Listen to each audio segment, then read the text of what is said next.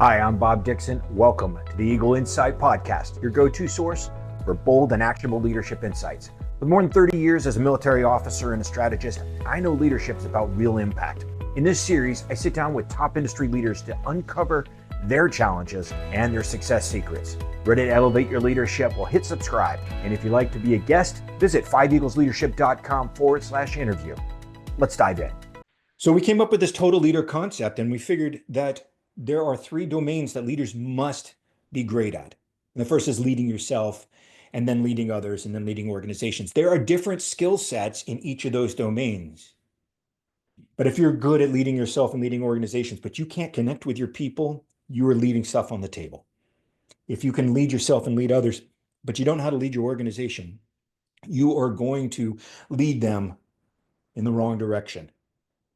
All three of these things are important. We're going to talk a little bit about some of the key components of each of those domains. Leading yourself is first, and that's got to come before anything else. You've got to be able to lead yourself, just like on the airlines when it says, put your mask on and make sure that you can breathe before you try to help others. Leadership is the same way. And leadership, I always want to tell leaders, look, it's not about you. Leadership as a role is not about you, it's about others. But it starts with you. If you can't lead yourself, then you are going to have a difficult time leading others. And I think most of us have seen leaders who are in industry or in small business that it's all about them, but they're not taking care of themselves. They're not leading themselves in a way. They're not punctual. They're not disciplined. They're not great managers. Those are things that you have to master as an individual before you can be a great leader. Second is being self-aware. Now, self-awareness, it's very interesting. If you listen to, there's a great TED Talk by Tasha Eurich that talks about the two major components of self-awareness. And she says in her books that research shows that 95% of people say that they are self-aware. 95%. And their research shows that it's somewhere around 15% have both components of self-awareness, which is internal self-awareness, knowing your strengths, your weaknesses, how you process information, how you process your emotions. 15% have that and the external portion of self-awareness, which is how do you perceive how others see you? Do you know how you are showing up to the rest of the world? Having both of those components, 15%. So if there's 95% of people say they're self-aware, 15% actually are self-aware. That means there's about 80% of the people out there when it comes to this skill of knowing yourself, 80% of us are delusional. We think we are, but we are not self-aware. Becoming more self-aware is a skill. It's a teachable skill. There are things that you need to do to reflect on your own strengths, weaknesses, and how you process information and how you process your emotions that you can do to get better at that. But external self-awareness, knowing how you show up to others, requires you to have feedback. Getting candid feedback from people is very dependent on how you as a leader create a culture where people are able and willing to give you feedback. Without that feedback, by the way, you could think, you ever do this where you've given out very, very clear guidance and then the project comes back completely different than what you expected? Because you're not communicating it in a way that they're taking your vision and putting it into reality, right? They're not connecting with you, but you think you're being clear. You don't know that you are being opaque with them. That's part of the self-awareness piece that is so critical. So getting candid feedback from people and then spending the time to know yourself, all of that reflection piece to understand yourself better. And then third is that lifelong learning. And this is something that has stuck with me since you saw that picture of Carlisle Barracks at the Army War College. There's a lot of folks that have got it all figured out by the time they're 18, like I did. And if they're done learning at 18, everybody laughs at them like that. But what happens when you're done at 20? What if happens when you're done at 30? What happens when you're done at 40? You got leaders in every industry that think they've got it all figured out. And oh, by the way, in a changing world, your ability to learn faster than your competitors is a critical skill. It's a competitive advantage. But there are so many leaders out there who think they've got it figured out and they're done learning. Uh, those are people difficult to work with. Many of us want simple answers. Few of us are willing to do the hard work to continuously learn. Most great leaders throughout history have been voracious readers. I highly recommend that you find a way to read more as a leader. Uh, it's something that unlocks your mind and unlocks your abilities, and it enhances everything that you do. So, leading yourself, never stop learning. Wellness is a fundamental leadership skill. Now, people who are not in leadership positions should also pay attention to that, but leaders have a particular burden about wellness. First of all, most leaders are very busy people. And as my support team can tell you, Kara's gonna laugh at this. If you saw my calendar, you would realize how busy some leaders can be. But that is not an excuse for me to not take care of myself. You have to be deliberate and intentional about your wellness.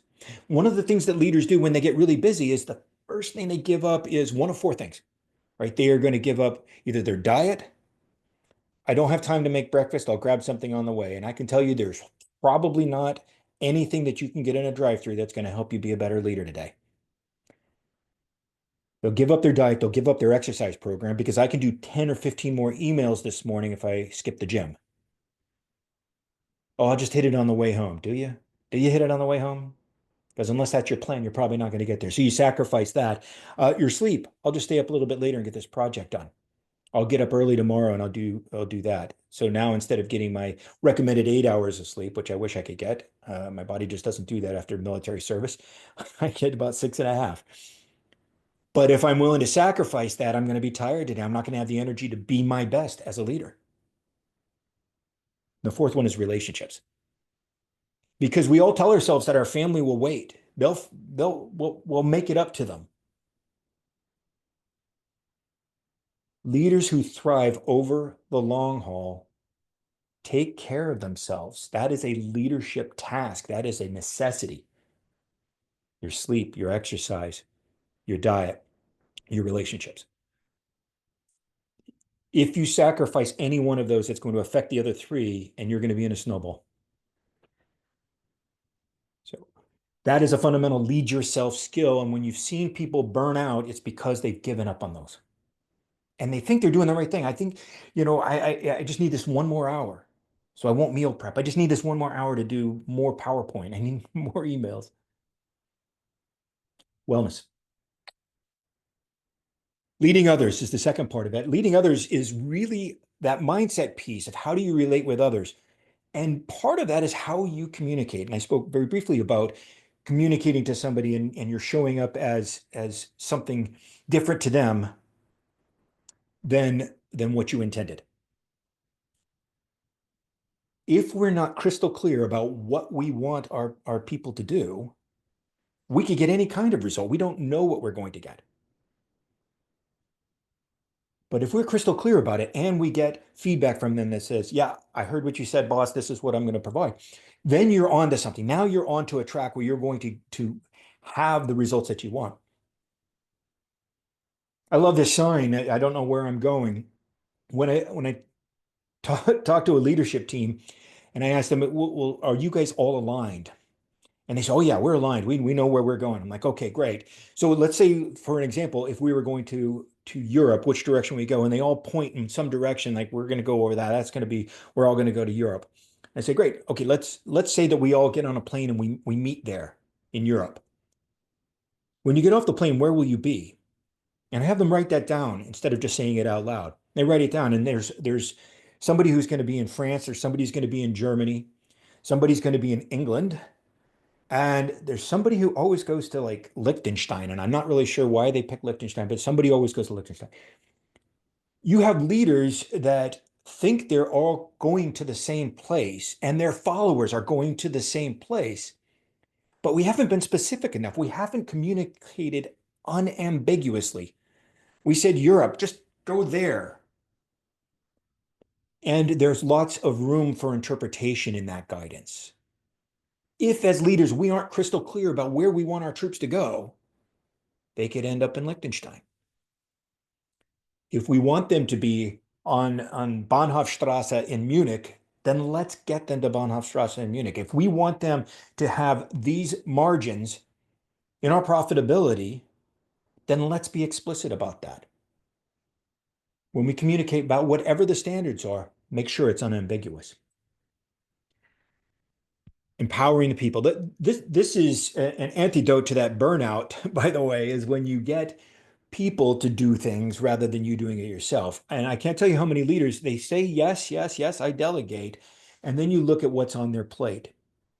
Many leaders got to that position because they were the best individual contributor. And so they got promoted into a leadership role and they don't want to let go. Delegation as a leadership tool isn't just about taking stuff off of your plate. It's about training and developing the people that work for you. If I hold on to payroll because I can do it better than anybody else, and I don't pass that off to somebody and train them how to do it, not only do I now have more on my plate, but that other person who is supposed to be doing payroll now doesn't really have a job. Now they are not being developed to be in charge of the whole financial part of our small business. We have to be able to let go of things. And we need to do it deliberately to say, okay, I want to give responsibility to somebody so that they can grow into that position. I have to look at their potential and say, yes, they are 3 years, 4 years, 5 years from now going to be in these things. These are experiences that they need to have. And if I hold on to those as a leader, I'm not giving them the experiences they need to be the leader that they want to be or the leader that they have the potential to. So delegation is a superpower for leaders. Next is trust. I probably should have put this first. Look, trust is the quintessential skill or characteristic for leaders. If people don't trust you, they're not going to follow you. Now, will they do what you say because you're giving them a paycheck? Yep. Some of them will. Some of them will do that while they are filling out their resume for the next job.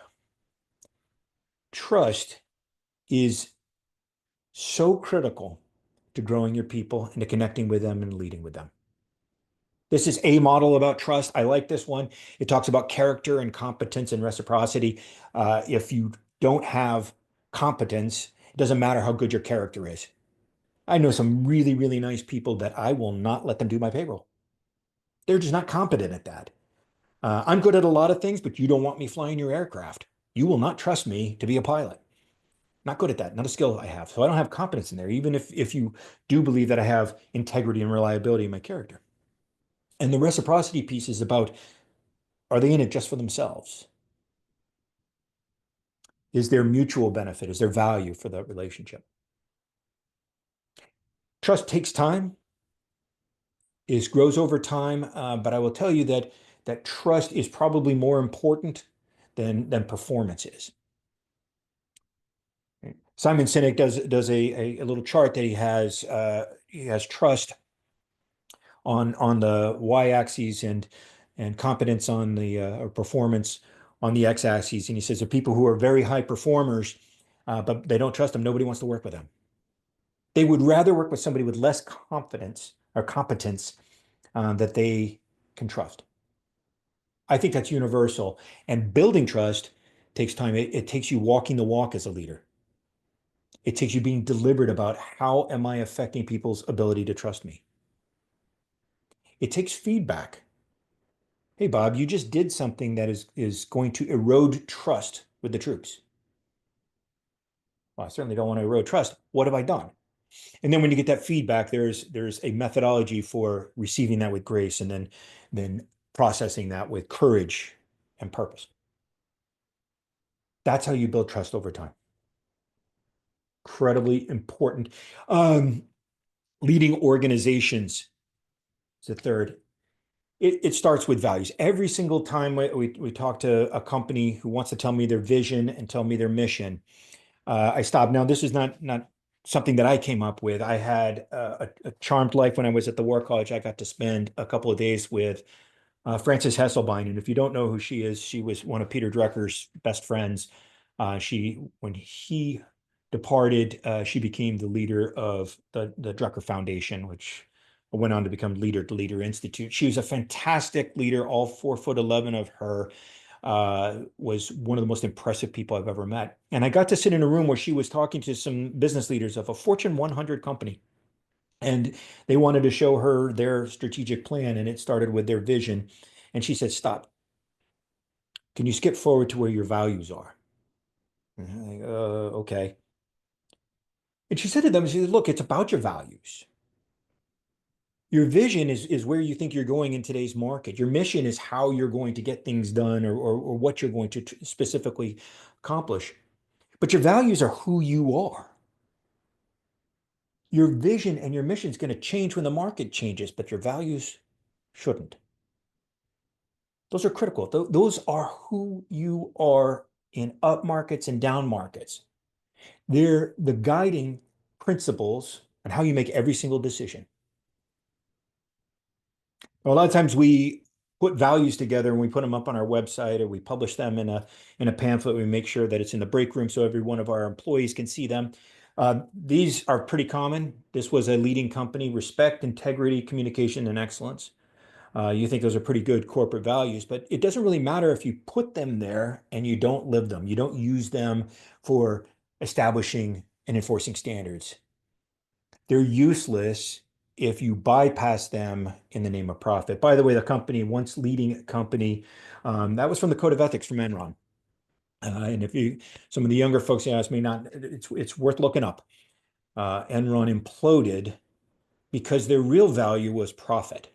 It was greed. That was the value that mattered. And many companies spend time with their values sheet because they went through some exercise with a consultant, but they don't live them. I'm here to tell you, if you're going to be an awesome leader, you live your values and you enforce them and use it to create the culture within your organization. And it should guide every single decision you make. Values. Values drive the culture. How important is culture? Well, I think Peter Drucker was well, at least he's attributed with it. I don't know if he actually said it, but he said that culture eats strategy for breakfast. It is so fundamental. The culture is how you get things done. It's the way we behave. It's the way we treat each other. It's the way your employees will treat your customers. Poor culture leads to increased absenteeism and accidents and errors. Productivity and profitability all go down. And it's obvious, I think, to most people when they walk into a place that has a great culture. Everybody's engaged. People are willing to give their discretionary effort. And if you walked into a place that's got a lousy culture, you can just see it. People are just doing the bare minimum. They're just getting by. They're trading their time for money. They're not bringing their best. And it's very difficult to lead in that environment, because if you're not going back to your values and using that to drive your culture, you're going to face these problems. You're going to see a much higher turnover rate.